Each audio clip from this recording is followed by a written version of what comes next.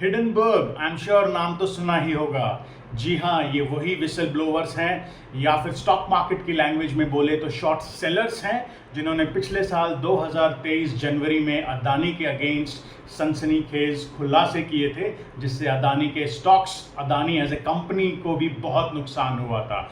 लगभग 150 billion dollars का नुकसान हुआ था। अगर इंडियन करेंसी में देखें तो लगभग 12 लाख करोड़ का नुकसान हुआ था अदानी कंपनीज को। And as I said, share धारकों को भी बहुत नुकसान हुआ था। People who are actually investing and trading into the Adani stocks, जो अदानी स्टॉक्स में ट्रेड कर रहे थे, इन्वेस्टमेंट्स किया था, उनको भी बहुत नुकसान हुआ था। फॉर एग्जाम्पल अदानी एंटरप्राइज, जो एक स्टॉक था जो 4,000 रुपये के ऊपर ट्रेड कर रहा था, और जैसे हिडनबर्ग ने ये न्यूज़ पब्लिक में डाली अपने प्लेटफॉर्म पे, अपनी वेबसाइट पे, अदानी का वो स्टॉक गिर के 1,000 रुपये से भी नीचे चला गया था। तो आई एम श्योर उसमें बहुत सारे ट्रेडर्स और इन्वेस्टर्स का भी नुकसान हुआ था। अब क्या करने वाला है हिडनबर्ग? उसने दोबारा से अपने ट्विटर हैंडल पे एक न्यूज़ डाली है, छोटा सा हिंट डाला है। क्या है वो न्यूज़, क्या है वो हिंट, जानते हैं इस वीडियो में।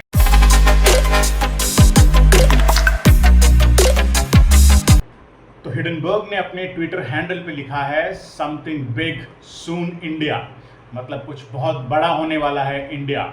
और इतना कहना ही काफ़ी है हिडनबर्ग के लिए, जिसे कि एक गब्बर की तरह माना जाता है बहुत सारे बड़े बड़े बिजनेसमैन की नज़रों में, जिसे बहुत सारे बिजनेसमैन एक गब्बर की तरह समझते हैं। आपने वो शोले का डायलॉग सुना होगा ना, जब गब्बर एक डायलॉग देता है, बोलता है कि 20-20 कोस दूर जब कोई बच्चा रोता है तो उसकी माँ बोलती है, ऑन अ लाइटर नोट, उसकी माँ बोलती है कि बेटा सो जा नहीं तो गब्बर आ जाएगा। बट देन इस गब्बर के आने से बहुत सारे बड़े बड़े बिजनेस हाउसेस, बिजनेसमैन्स की नींदें उड़ गई हैं, नींद आने के बजाय।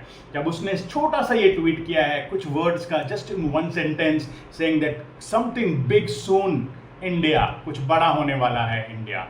या सो क्या बड़ा होने वाला है जिससे इन सब बड़े बड़े बिग बिजनेस हाउसेस की नींद उड़ गई है। एंड ऑफ कोर्स वो इन्वेस्टर्स और ट्रेडर्स भी, जिन्होंने अपना पैसा लगाया हुआ है, ना जाने किस बड़ी कंपनी में लगाया हुआ है, और उस कंपनी के बारे में पता नहीं क्या न्यूज़ आ जाए और उसका अदानी जैसा हाल हो जाए।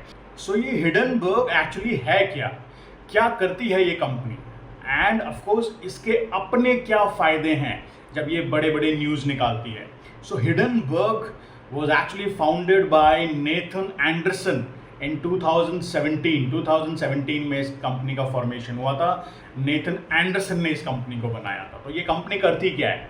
ये कंपनी करती है रिसर्च दुनिया की बड़ी बड़ी कंपनीज के ऊपर। ऑफकोर्स ये कंपनी खुद तो यूएस में सिचुएटेड है, अगर ये इंडिया में होती तो शायद अभी तक गायब हो चुकी होती, लेकिन क्योंकि ये यूएस में सिचुएटेड है तो ये बड़ी बड़ी कंपनीज के बारे में खुलासे करती हैं।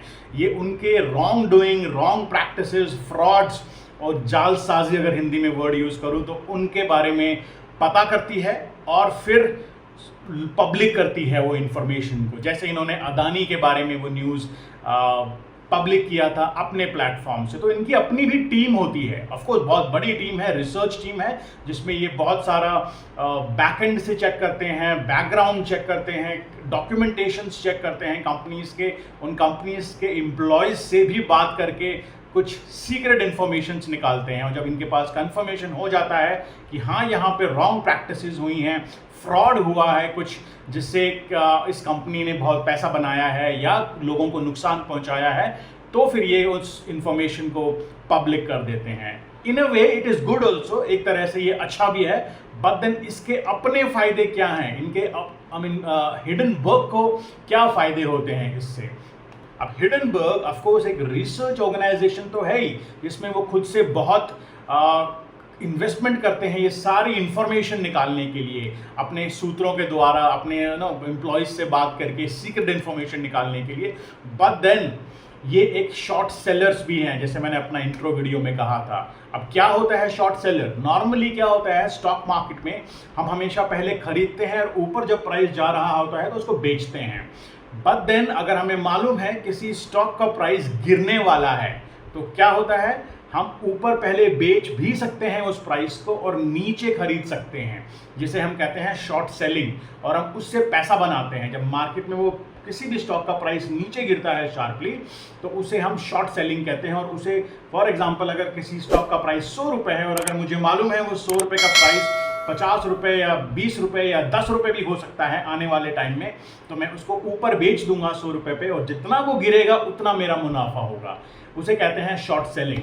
तो ये हिडनबर्ग भी एक शॉर्ट सेलर्स हैं, और जब वो किसी कंपनी के बारे में ये बड़ी न्यूज़ निकालते हैं, बैड न्यूज़ निकालते हैं कि इस कंपनी में ये बुरा चल रहा है, ये फ्रॉड चल रहा है, तो उस कंपनी के प्राइसेस ऑफकोर्स गिरेंगे नीचे।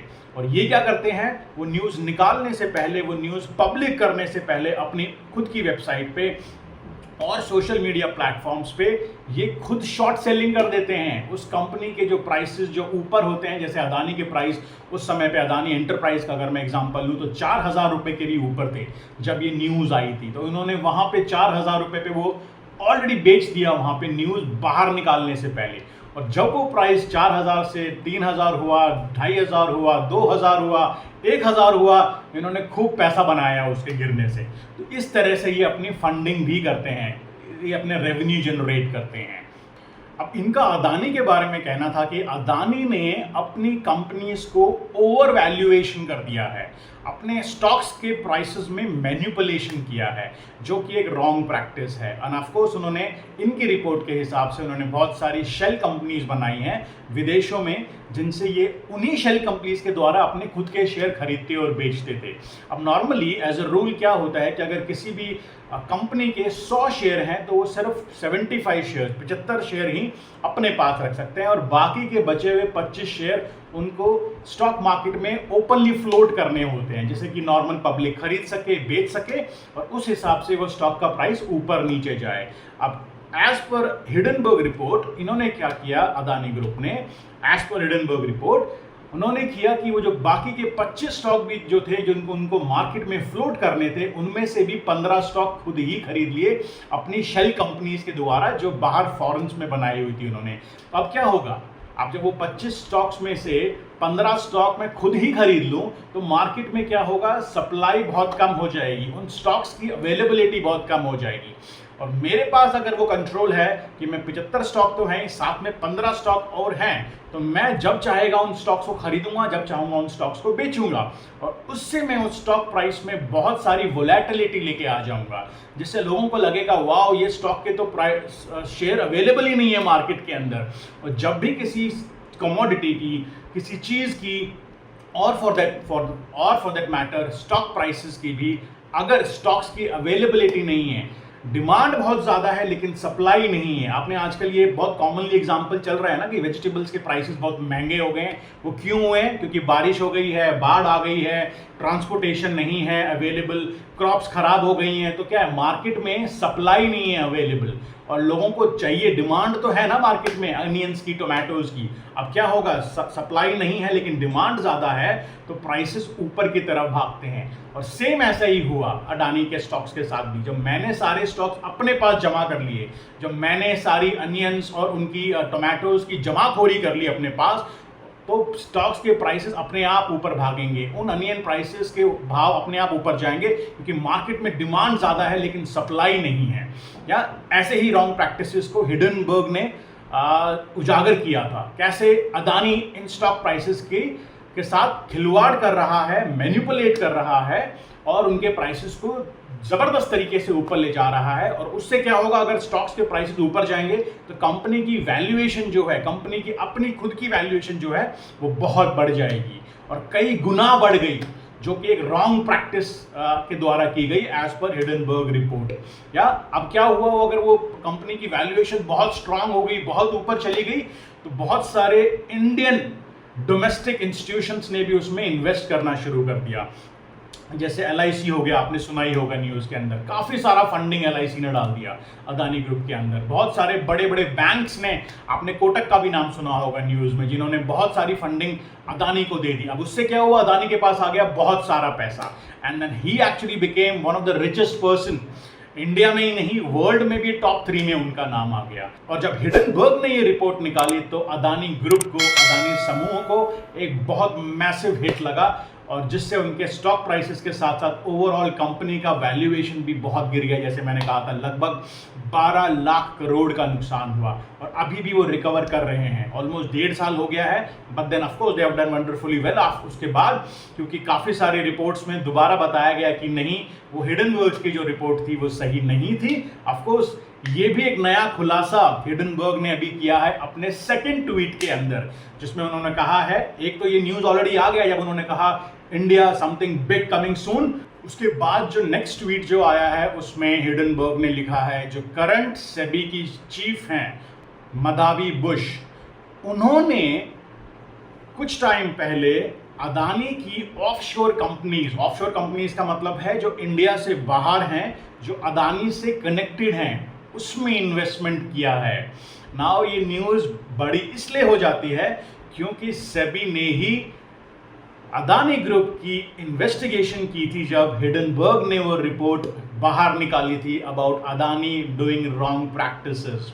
तो इससे ये जो हिंट वापस से हिडनबर्ग ने दिया है काफ़ी स्ट्रांग बन जाता है कि अगर सेबी की चीफ ने खुद ही अदानी में, डायरेक्टली अदानी की कंपनीज में नहीं, लेकिन जो अदानी से लिंक्ड कंपनीज हैं, ऑफशोर कंपनीज हैं, इंडिया से बाहर हैं, अगर उसमें उन्होंने इन्वेस्ट कर रखा है और उनके हस्बैंड ने उसमें इन्वेस्टमेंट कर रखा है, तो वो जो इन्वेस्टिगेशन किया था सेबी ने, how much true was it, कितना वो सही था। तो ये एक ट्वीट है जो ऑफ कोर्स हिडनबर्ग ने सेकेंड ट्वीट डाला है, and then lot of people are now waiting कि उनका और कौन सा एक नेक्स्ट बॉम्बशेल गिरने वाला है और किस कंपनी के बारे में गिरने वाला है, जब उन्होंने ये लिखा है India there is something big coming soon. या so lot of people are now worried.